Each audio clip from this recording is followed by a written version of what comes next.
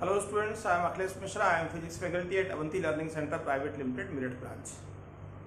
तो ये classes basically Hindi और इंग्लिश दोनों मीडियम के स्टूडेंट्स के लिए हैं। बाइलिंगुअल हम लोग पढ़ा रहे हैं और इसमें we have discussed about the charge, about the Coulomb's law and also we have discussed some numericals related to Coulomb's law and charge.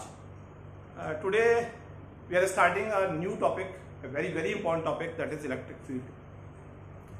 Hindi में बोलते हैं इसको वैद्युत क्षेत्र। तो क्या होता है इलेक्ट्रिक फील्ड?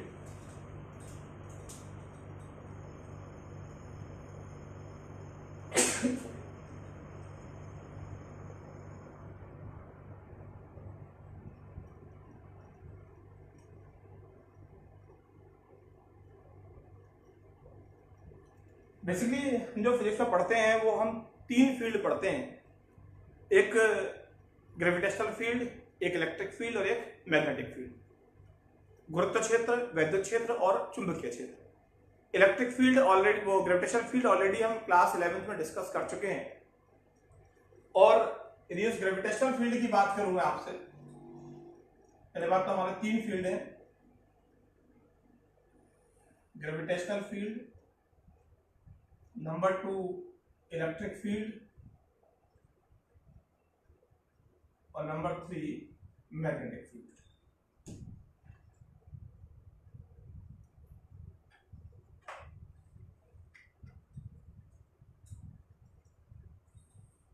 ग्रेविटेशनल फील्ड क्या है कि कोई मास है या ग्रुप ऑफ मासेस हैं। The region around the mass और group of masses in which any other mass experiences a force, it is called gravitational field. किसी द्रव्यमान या विभिन्न द्रव्यमानों के आसपास का वह क्षेत्र जिसमें किसी अन्य द्रव्यमान को लाने पर उस पर बल आरोपित होता है, वो क्या है? गुरुत्व क्षेत्र। मैं हूं, मेरा मास है, मेरे आसपास एक रीजन है, इसमें किसी अदर मास को लाएंगे तो फोर्स लगेगा। बिकॉज मेरा मास बहुत कम है तो कोई भी उस फोर्स को, उस फील्ड को फील नहीं कर पाता। बात करें तो अर्थ का मास तो बहुत ज्यादा है, 6 × 10⁻24 kg है।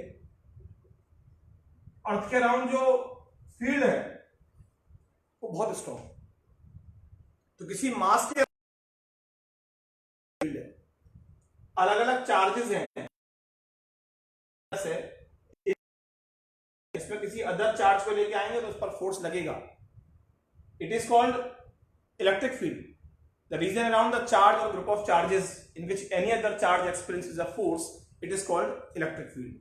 किसी आवेश अथवा आवेश समुदाय के चारों ओर का वह क्षेत्र जिसमें किसी अन्य आवेश पर कोई बल कार्य करता है, वैद्युत क्षेत्र कहलाता है। ऐसे ही मैग्नेटिक फील्ड है, किसी मैग्नेट के अराउंड कोई रीजन है जिसमें किसी अदर कोई आयरन पार्टिकल को लेके आ रहे हैं या बहुत सारे फेरोमैग्नेटिक सब्सटेंसेस होते हैं, तो उसको लाने पर उस पर फोर्स लग रहा है।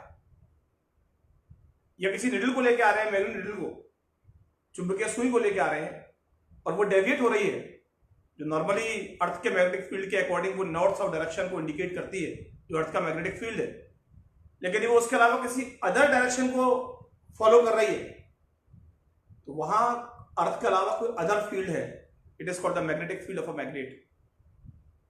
तो बेसिकली हम ये तीन फील्ड डिस्कस करते हैं फिजिक्स के अंदर, लेकिन यहां पर हम डिस्कस कर रहे हैं इलेक्ट्रिक फील्ड, वैद्युत क्षेत्र।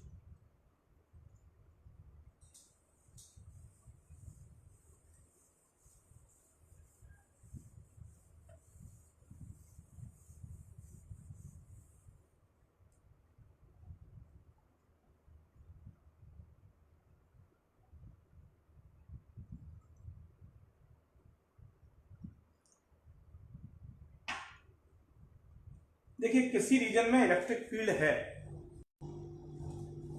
ये कोई इलेक्ट्रिक फील्ड है और पॉइंट P पर इलेक्ट्रिक फील्ड को डिफाइन करना है। तो इलेक्ट्रिक फील्ड को डिफाइन करने के लिए हमारे पास दो क्वालिटी हैं, एक तो इंटेंसिटी ऑफ इलेक्ट्रिक फील्ड और एक है इलेक्ट्रिक पोटेंशियल।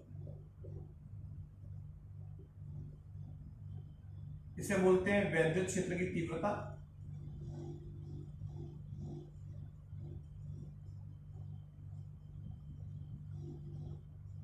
और इसे बोलते हैं वैद्युत विभव।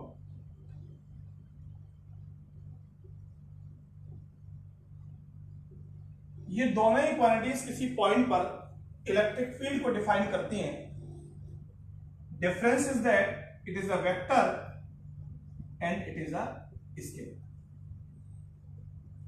मतलब इलेक्ट्रिक फील्ड में डायरेक्शन भी होगी, इलेक्ट्रिक पोटेंशियल में कोई डायरेक्शन नहीं होगी.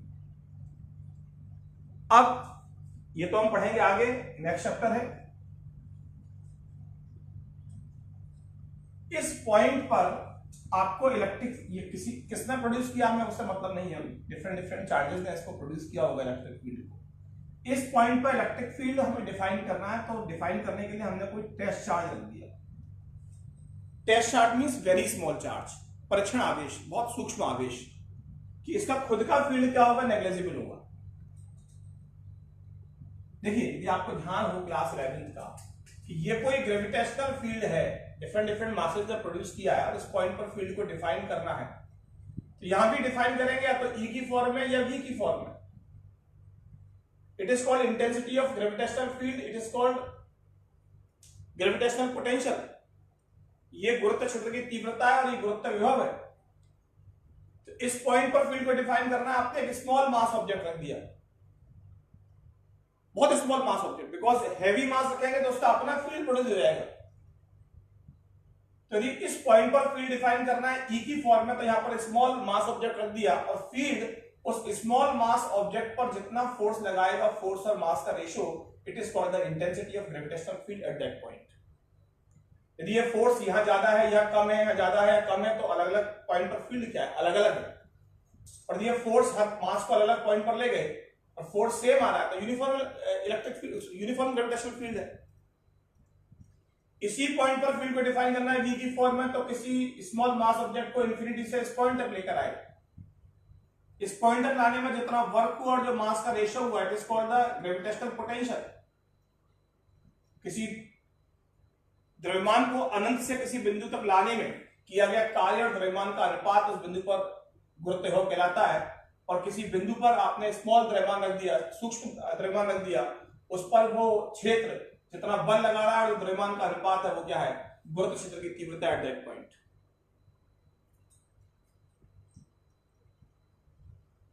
जहां जहां आपने मास को स्टडी किया है ग्रेविटेशनल फील्ड पर, वहां वहां यहां चार्ज को स्टडी करेंगे. इस पॉइंट पर इंटेंसिटी ऑफ इलेक्ट्रिक फील्ड बताना है, वैद्युत क्षेत्र की तीव्रता बतानी है, तो आपने स्मॉल मास ऑब्जेक्ट रख दिया और स्मॉल मास ऑब्जेक्ट पर जितना फोर्स लगाएगा ये फील्ड, वो फोर्स और चार्ज का ratio is called the intensity of electric field at that point. और इलेक्ट्रिक पोटेंशियल, एक टेस्ट चार्ज को इंफिनिटी से इस पॉइंट तक लेके आ रहे हैं, इस पॉइंट तक लाने में जितना वर्क होगा और जो चार्ज का रेशियो होगा, that will be the electric potential at that point. We will discuss about the electric potential in next chapter. Now we are discussing about the intensity of electric field. हम वैद्युत क्षेत्र की तीव्रता को explain कर रहे हैं.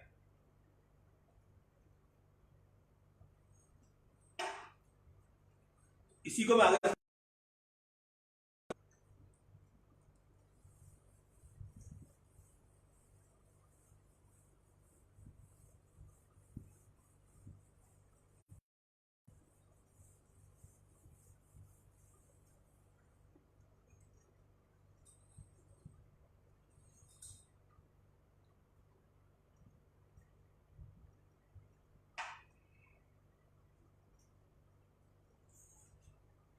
देखिए,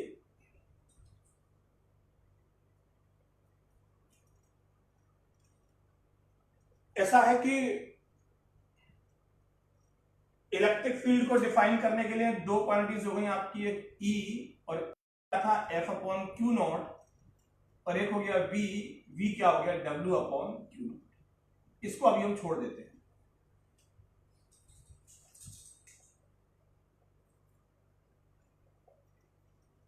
इंटेंसिटी ऑफ इलेक्ट्रिक फील्ड,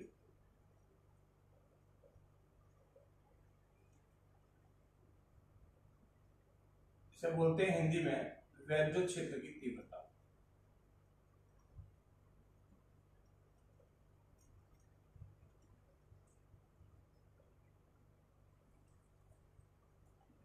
तो मैंने बताया आपको बस एक ही बात ध्यान रखनी है कि जिस भी पॉइंट पर आपको इंटेंसिटी ऑफ ग्रेविटेशनल फील्ड निकालना हो, उस पॉइंट पर एक स्मॉल चार्ज आप प्लेस कर दीजिए, टेस्ट चार्ज प्लेस कर दीजिए।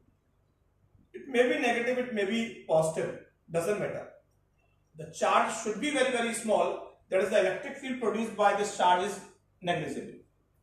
इस आवेश के द्वारा उत्पन्न किया गया अपना क्षेत्र क्या हो, नगण्य हो, बहुत सूक्ष्म आवेश हो, जो फील्ड है वो डिफरेंट डिफरेंट चार्जेस ने प्रोड्यूस किया हुआ है। तो जिस भी पॉइंट पर, फिर आपको स्ट्रेस दे रहा हूं, जिस भी पॉइंट पर आप डेरिवेशन कराएंगे, आपको इलेक्ट्रिक फील्ड फाइंड करना है, आप उस पॉइंट पर टेस्ट चार्ज को प्लेस कर दीजिए। उस टेस्ट चार्ज पर ये फील्ड जितना फोर्स लगाएगा और जो चार्ज का रेशियो होगा, it will be the intensity of electric field at that point. तो यहां से आपका E is equal to F upon Q nought है। तो एफ इज इक्वल टू कितना आ गया आपका, क्यू नॉट वेक्टर E। यदि कहीं आपने फोर्स निकालना है, तो फोर्स निकालने के लिए फॉर्मूला क्या हो गया, वो चार्ज इनटू वहां का इलेक्ट्रिक फील्ड, उस बिंदु पर वैद्युत क्षेत्र। आप कहेंगे फोर्स का फॉर्मूला तो हमने दूसरा पढ़ा है, फोर्स का फॉर्मूला तो हमने ये पढ़ा है, F is equal to 1 upon 4 pi epsilon nought Q1 Q2 upon R square, दोनों एक ही बात है। यदि आपको दो चार्जेस के बीच में फोर्स निकालना हो तो वो फॉर्मूला लगाएंगे, और आपको कोई चार्ज दिया हो, इलेक्ट्रिक फील्ड दिया हो, तो वहां पर जो भी इलेक्ट्रिक फील्ड और चार्ज का प्रोडक्ट, गुणनफल, उस पॉइंट, उस चार्ज पर क्या होगा, फोर्स होगा। देखिए अभी हम इलेक्ट्रिक लाइंस ऑफ फोर्स के बारे में डिस्कस करेंगे, वैद्युत बल रेखाएं बताएंगे, लेकिन आप फिलहाल समझ लें कि यदि इलेक्ट्रिक फील्ड ऐसे है, वैद्युत क्षेत्र ऐसे है, डायरेक्शन ये है, और प्लस क्यू चार्ज है, तो फोर्स क्या लगेगा इस पर, क्यू ही, किधर लगेगा, इधर लगेगा प्लस पर, और माइनस पर फोर्स क्या लगेगा, क्यू ही, वो क्या लगेगा, इधर लगेगा। इस साइन पर डिपेंड करेगा ना, साइन पॉजिटिव है तो फोर्स और जो डायरेक्शन E की है वही फोर्स की है, और साइन नेगेटिव है Q का, तो फोर्स की डायरेक्शन क्या है, E के अपोजिट है। तो पॉजिटिव चार्ज पर फोर्स क्या लगता है, फील्ड के अलोंग, और नेगेटिव चार्ज पर फोर्स क्या लगता है, फील्ड के अपोजिट। ये बात आपको ठीक से समझनी, क्लियर। और यूनिट की बात करें तो यूनिट इसका न्यूटन पर कूलम है, ये डाइन अपॉन स्टेट कूलम। और डायमेंशनल फॉर्मूले की बात करें तो फोर्स के लिए mlt-2 और Q is equal to IT होता है, तो क्या आ गया, A इंटू टी, तो डायमेंशन फॉर्मूला हो गया mlt-3 A-,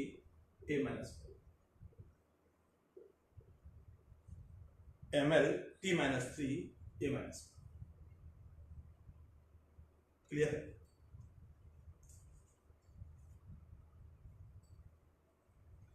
uniform electric field का मतलब ही ये है कि वेक्टर क्वांटिटी है ना, मैग्नीट्यूड भी सेम हो और डायरेक्शन भी सेम हो। यदि मैग्नीट्यूड सेम है और डायरेक्शन अलग अलग है तो फील्ड यूनिफॉर्म नहीं होगा। तो इसमें आगे डिस्कस करते हैं।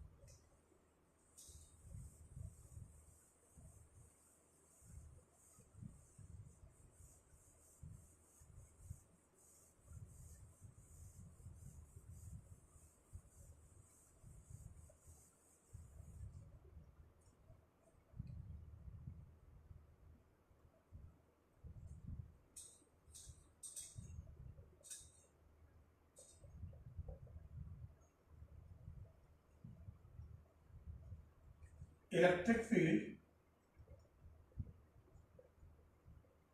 Due to a point charge.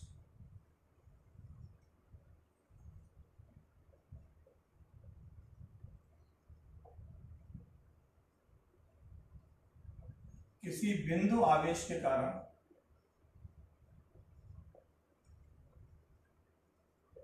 वैद्युत क्षेत्र,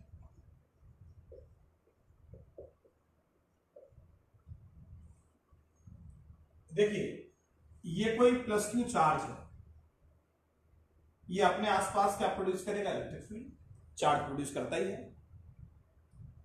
इस प्लस क्यू चार्ज से आर डिस्टेंस पर इस पॉइंट पी पर आपको इलेक्ट्रिक फील्ड फाइंड करना है, वैद्युत क्षेत्र निकालना है। क्लियर? अब हमने आपको बताया था, अभी डिस्कस किया था कि जहां भी इलेक्ट्रिक फील्ड है और किसी भी पॉइंट पर आपको इलेक्ट्रिक फील्ड डिफाइन करना है, जिस भी पॉइंट पर इलेक्ट्रिक फील्ड निकालना है उस पर क्या रख दूं मैं, टेस्ट चार्ज रख दूं, और उस टेस्ट चार्ज पर जितना फोर्स लगेगा और चार्ज का रेशियो, वही क्या उस पॉइंट पर इलेक्ट्रिक फील्ड है। किसी बिंदु पर वैद्युत क्षेत्र की तीव्रता से तात्पर्य है कि उस बिंदु पर आप कोई परीक्षण आवेश रख दीजिए और उस परीक्षण आवेश पर जितना बल लगेगा और जो परीक्षण आवेश का अनुपात होगा वो उस बिंदु पर वैद्युत क्षेत्र की तीव्रता होगी। Now we have to calculate the electric field at the point P due to this charge. To calculate the electric field at that point, first we have to put a small charge, that is test charge, at that point, and then we have to calculate the force experienced by that charge due to this charge, and the ratio of this force and the charge is called electric field intensity at that point. आपको जिस भी बिंदु पर वैद्युत क्षेत्र की तीव्रता निकालनी है उस पर एक परीक्षण आवेश रख दीजिए, उस परीक्षण आवेश पर जितना बल लगेगा वो बल और उस परीक्षण आवेश के अनुपात को हम क्या बोलेंगे, इस बिंदु पर वैद्युत क्षेत्र की तीव्रता बोलेंगे। तो पहले तो आपको इस परीक्षण आवेश पर बल निकालना है। कौन लगा रहा है इस पर, ये लगा रहा है, दोनों प्लस प्लस है, इधर होगा इधर होगा, और कितना होगा, F is equal to 1/4 pi epsilon not Q not upon R square. Coulomb law से पढ़ा है, बस ये तो ढूंढ रहे थे हम, फिर तो हमें फॉर्मूला पुट करना है केवल।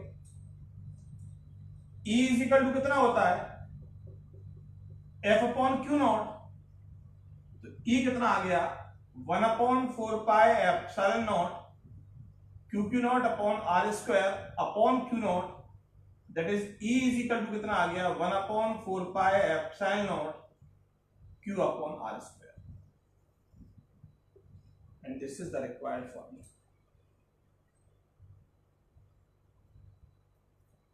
और फोर्स का फॉर्मूला क्या बताया हमने आपको, force is equal to Q nought into E, तो वही बात आ गई ना, आप E की वैल्यू पुट करें तो वही तो आएगा, सेम फॉर्मूला वाला। तो फॉर्मूला दोनों सेम है, दो चार्जेस दिए हैं तो आप इसे लगाएंगे, और ये किसी पॉइंट पर इलेक्ट्रिक फील्ड दिया है और आपको फोर्स निकालना है किसी चार्ज पर, simple, F is equal to वो चार्ज इंटू वहां का इलेक्ट्रिक फील्ड। क्लियर है? आपको इस फॉर्मूले को समझना है, या अच्छा एक बात और, जो डायरेक्शन फोर्स की है वही किसकी है, E की है। तो यहां फोर्स कहां लग रहा है, इधर, E क्या होगा इधर। यदि मैं यहीं पर ये चार्ज माइनस रख देता तो इस पर फोर्स क्या लगता, इधर लगता, तो इलेक्ट्रिक फील्ड क्या होता, इधर होता। जो डायरेक्शन फोर्स की होगी वही तो E की होगी, यहां तो फोर्स एट्रैक्शन फोर्स लगता ना, आकर्षण बल कार्य करता। तो यदि चार्ज प्लस है तो इलेक्ट्रिक फील्ड क्या होगा, उससे बाहर, और चार्ज माइनस है तो इलेक्ट्रिक फील्ड क्या होगा, अंदर। क्लियर है?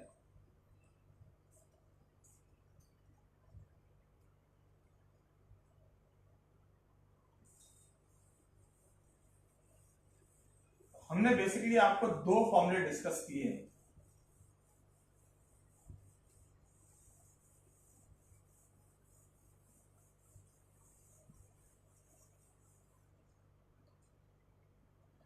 एक फॉर्मूला डिस्कस किया हमने, किसी पॉइंट पर electric field intensity E is equal to F upon Q nought, और एक डिस्कस किया है प्लस Q चार्ज से R डिस्टेंस पर ये क्या होगा, बाहर, और माइनस Q चार्ज है तो ये क्या होगा, अंदर। और फॉर्मूला क्या है, E is equal to 1/4 pi epsilon not Q upon R square. बात समझ में आती है? अब देखिए, यदि हम वेक्टर फॉर्म की बात करें यहां पर, तो vector E is equal to 1/4 pi epsilon not Q upon R square, cap R। Cap R क्या दिखा रहा है, डायरेक्शन दिखा रहा है।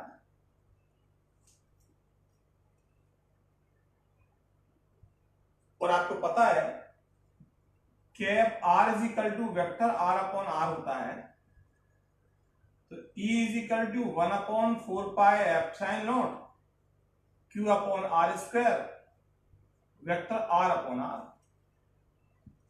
That is E is equal to 1/4 epsilon not Q upon R Q vector R. 1/4 epsilon not Q upon R Q vector R. ठीक है, board में आपका काम यही चल जाएगा, लेकिन आपको आना चाहिए बेटा, डरना मत, आपको आना चाहिए।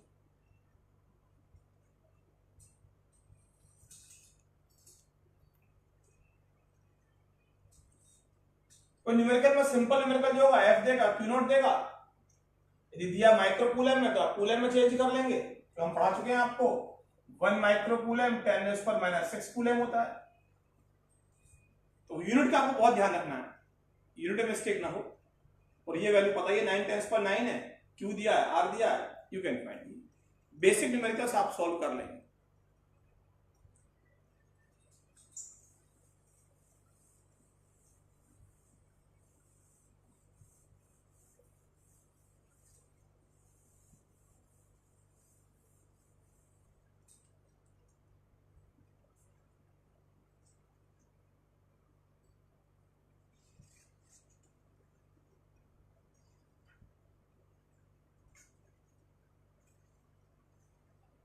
एक बात और आपको ध्यान रखना है इसमें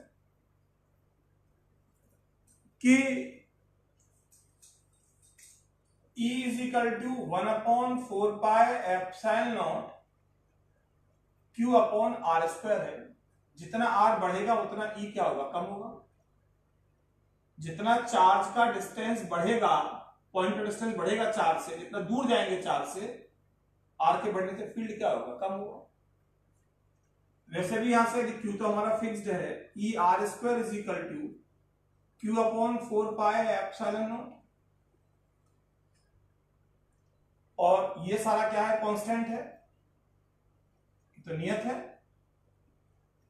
और यदि दो क्वांटिटीज का प्रोडक्ट कांस्टेंट हो लेकिन पार उसकी नेगेटिव ना हो, घातें ऋणात्मक ना हो, तो जब भी दो क्वांटिटीज का प्रोडक्ट कांस्टेंट आएगा तो ग्राफ की शेप हमेशा कैसे आएगी, ऐसे आएगी।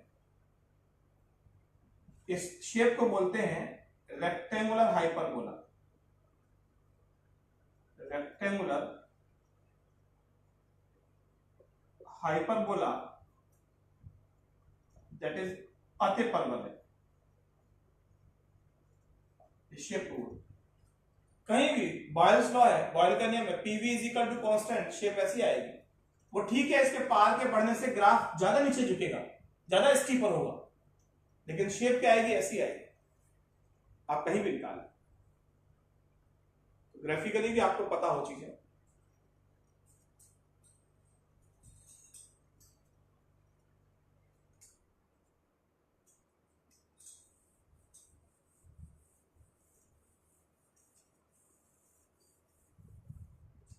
एक चीज और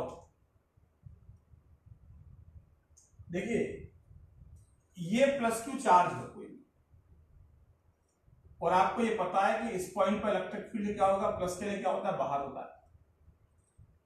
आप किसी भी पॉइंट पर ले लें, यहां ले लें, यहां ले लें, यहां ले लें, ये पॉइंट हो, ये पॉइंट हो, हर पॉइंट पर जो इलेक्ट्रिक फील्ड होगा, इस पॉइंट पर क्या होगा, बाहर होगा, प्लस से बाहर होता है। यहां क्या होगा, बाहर होगा, हर जगह क्या होगा, बाहर होगा। और इस पॉइंट पर निकालना है, आपको आर पता है और ये आवेश प्लस क्यू है, तो E is equal to 1/4 epsilon not, वही Q upon R square. Formula तो हमें क्लियर है, किसी भी पॉइंट पर निकालना है 1/4 epsilon nought Q upon R square.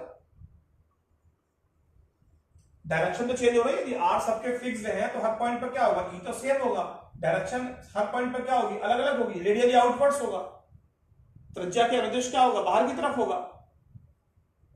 Electric field होगा कैसे, गति क्षेत्र कैसा होगा, रेडियली आउटवर्ड्स।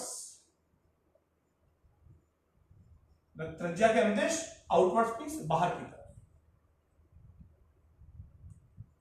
इसी में यदि हमारे पास चार्ज नेगेटिव है,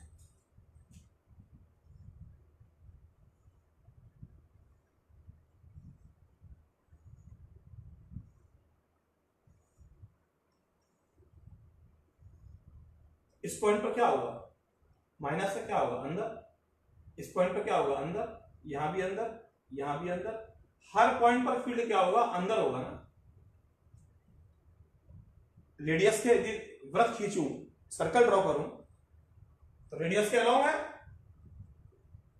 और कहां है, अंदर है। तो ये क्या आ गया, फॉर्मूला तो सेम रहेगा, रेडियली इनवर्स।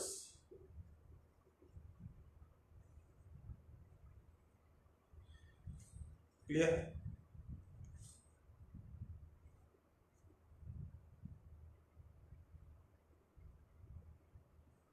एक क्वेश्चन देखें,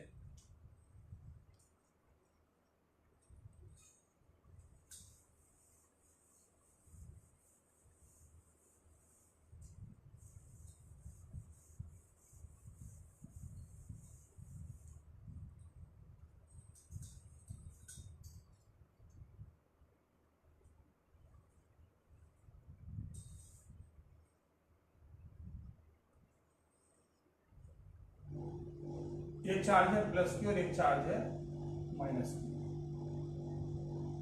x is equal to A, ये मिड पॉइंट है। तो क्वेश्चन है find the electric field at mid point. मध्य बिंदु पर वैद्युत क्षेत्र की तीव्रता हमें ज्ञात करनी है। और हम आपको क्लियरली बता चुके हैं कि कोई भी चार्ज है, किसी भी चार्ज से r डिस्टेंस पर किसी पॉइंट पर electric field E is equal to 1/4 pi epsilon not q upon r square होता है। प्लस की वजह से बाहर और माइनस की वजह से क्या होता है, अंदर होता है। बस ये तो बात ध्यान रखनी, आवेश से बाहर, आवेश की तरफ, away from the charge towards the charge. तो ये x इज इक्वल टू ए, इसका मतलब ये a है, ये कितना आ गया a/2, ये कितना आ गया a/2, प्लस है, इस पॉइंट पर निकालना, प्लस से क्या होगा बाहर,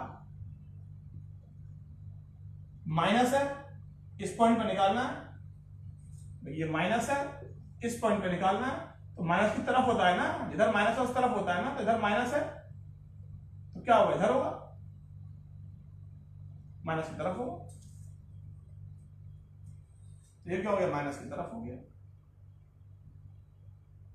तो क्या आ गया, EM, डायरेक्शन दोनों की सेम है, E1 प्लस E2, और E1 कितना है 1/4 pi epsilon not Q upon a/2 square, 4 हो जाएगा ऊपर जाकर। E1 is equal to 1/4 pi epsilon nought 4Q upon a square, और E2 कितना हो जाएगा 1/4 pi epsilon not Q upon ये कितना a/2 square. E2 is equal to 1/4 pi epsilon nought 4Q upon a square. तो EM क्या हो गया, दोनों का सम हो गया, तो EM हो गया E1 प्लस E2, EM कितना आ गया 1/4 pi epsilon nought 4Q upon a square plus 1/4 pi epsilon nought 4Q upon a square. तो कितना आ गया 2 into 1/4 pi epsilon nought 4Q upon a square,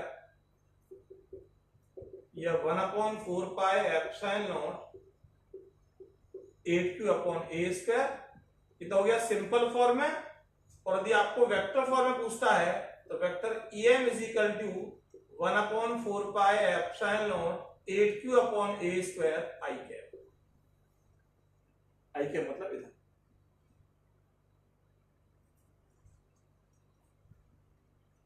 बात समझ आती है। क्लियर है? बेसिक न्यूमेरिकल है। एक क्वेश्चन और देखें।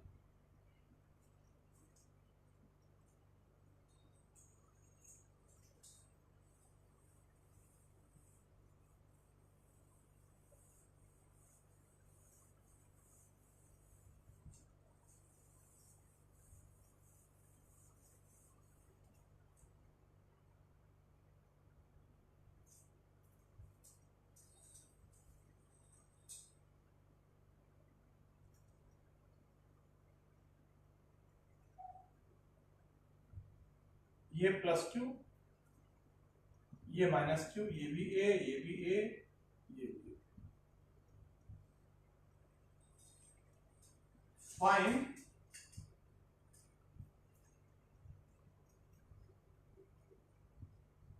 Resultant field at point A. बिंदु ए पर परिणामी वैद्युत क्षेत्र निकालिए। ठीक है। प्लस क्यू से क्या होता है? बाहर। प्लस से होगा बाहर, माइनस से क्या होगा? उसकी तरफ। माइनस की तरफ और प्लस से दूर। तो प्लस है, प्लस से क्या होगा? दूर होगा। और इस ये नेगेटिव है, यहां निकालना तो माइनस की तरफ होगा।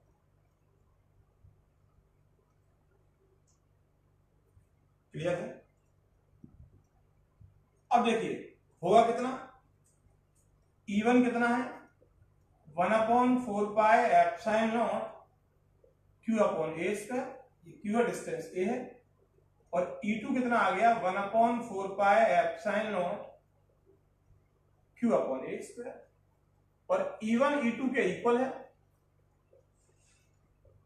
आपने क्या मान लिया इसको? E dash. और देखिए तीनों साइड्स इक्वल हैं। एंगल कितना होगा? 60। और ये कितना होगा? पूरा 180 होता तो कितना आ गया? 120। वही आपका E डैश ये है, मतलब E2, और E डैश ये है, और एंगल है 120।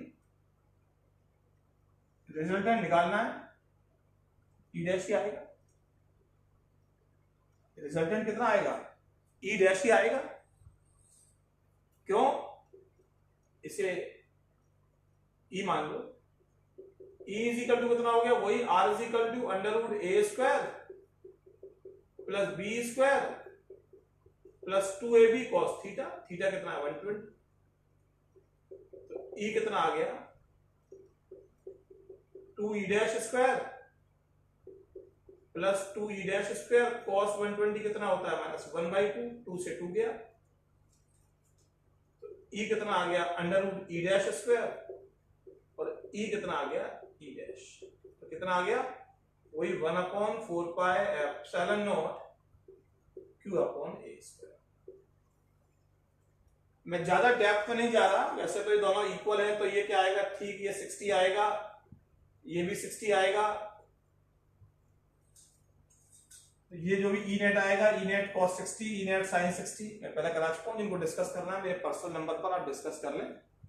क्योंकि काफी बच्चे डर जाते हैं इन चीजों को लेकर और उनका क्लास से मोह भंग हो जाता है, उनको पता नहीं क्या चल रहा है। तो कंस्टेंट है हमारे साथ में। आपको जहां भी कुछ ऐसा डिस्कस करना हो, कुछ एडवांस लेवल पर डिस्कस करना हो, तो आप मुझे व्हाट्सएप कर दें। बहुत बच्चे डेली भेजते हैं क्वेश्चंस, मैं देख रहा हूँ काफी इंटरेस्ट लेना शुरू कर रहे हैं। तो जितना आप काम करेंगे उसके ग्रेजुअली उसके रिजल्ट बहुत अच्छे आएंगे।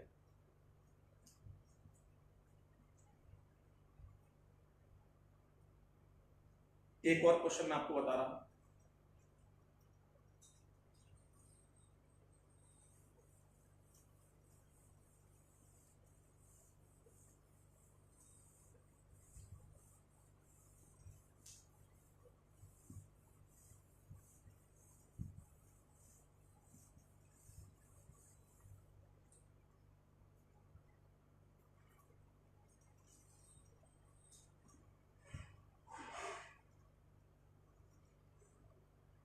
ये प्लस है, ये प्लस है और ये प्लस है।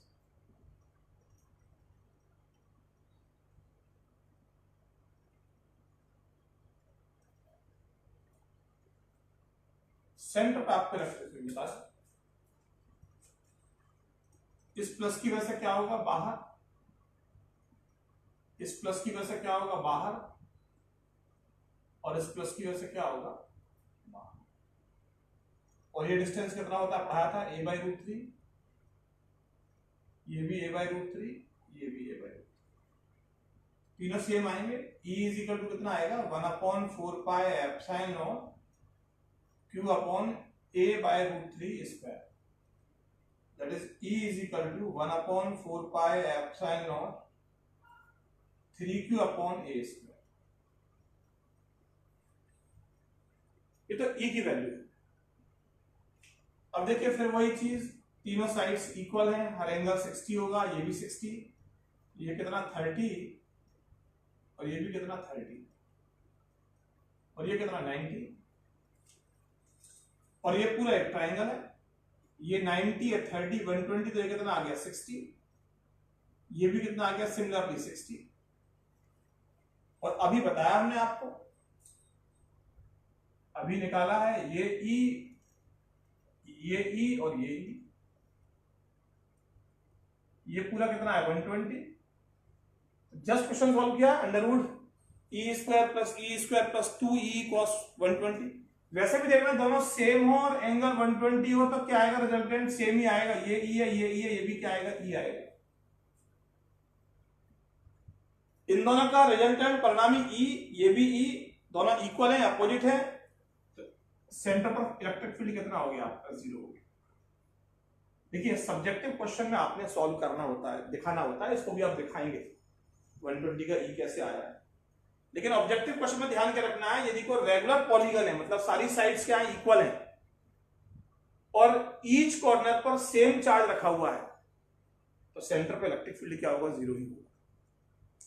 यदि आपको इनकेस कोई स्क्वायर दिया होता, ऑब्जेक्टिव होता ना, आपको मैंने मेथड समझा दिया, स्क्वायर है, ऑल साइड्स क्या है इसकी इक्वल है, तो सेंटर पे इलेक्ट्रिक फील्ड कितना होगा आपका 0 होगा।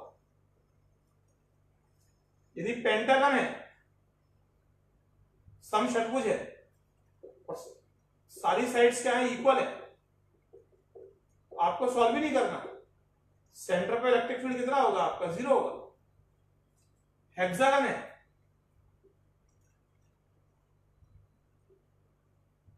सारी साइड्स इक्वल है और सब पर सेम चार्ज रखा है, आइदर इट इज पॉजिटिव और नेगेटिव, सारे पॉजिटिव हो या सारे नेगेटिव हो, ऐसा ना हो कोई पॉजिटिव है कोई नेगेटिव है, सेंटर पर इलेक्ट्रिक फील्ड कितना होगा आपका 0। तो रेगुलर पॉलीगन है जिसकी सारी साइड्स इक्वल हैं और उसके अलग अलग कॉर्नर्स पर यदि सेम चार्ज हम प्लेस कर दें तो उस पर इलेक्ट्रिक फील्ड कितना होगा 0। आज का लेक्चर हम यहीं फिनिश कर रहे हैं, इसमें कल और काफी डिस्कस करेंगे, इसको ठीक से आप रिवाइज कर लें, घर बैठकर मेहनत करते रहे बेटा, इसके रिजल्ट, इसके दूरगामी परिणाम आपको दिखाई देंगे, क्योंकि लॉकडाउन कब तक चलना है किसी को कुछ नहीं पता। जो बच्चे इस समय काम करेंगे उसके रिजल्ट्स आएंगे, हो सकता है कुछ बोर्ड आपका सिलेबस कुछ कम कर दे, पता नहीं क्या होने वाला है, किसी को कुछ नहीं पता, सब अलग सबकी अपनी एक्सपेक्टेशंस हैं। लेकिन जो बच्चे इस समय काम कर रहे होंगे, बिकॉज ये इनिशियल जो स्टार्टिंग के चैप्टर्स है वो तो आएंगे ही आएंगे, आप इस पर जितना काम कर लेंगे उतना बेनिफिट मिलेगा। और जिस तरीके से आप व्हाट्सएप पर क्वेश्चन भेज रहे हैं, मतलब काफी बच्चे मुझे लग रहा है काफी इंटरेस्ट ले रहे हैं और काम भी कर रहे हैं, तो जितना आप उस पर काम करेंगे, मैंने काफी बच्चों को जो ग्रुप बनाकर क्वेश्चंस भेजे भी थे, मैंने फोटो खींचकर क्वेश्चंस भेजे हैं, उसको पीडीएफ फाइल में मैंने क्वेश्चंस भेजे हैं। जितने आप क्वेश्चन करते जाएंगे, डाउट्स पूछते जाएंगे, डे बाय डे आप में इंप्रूवमेंट आएगा। ठीक है, थैंक यू वेरी मच।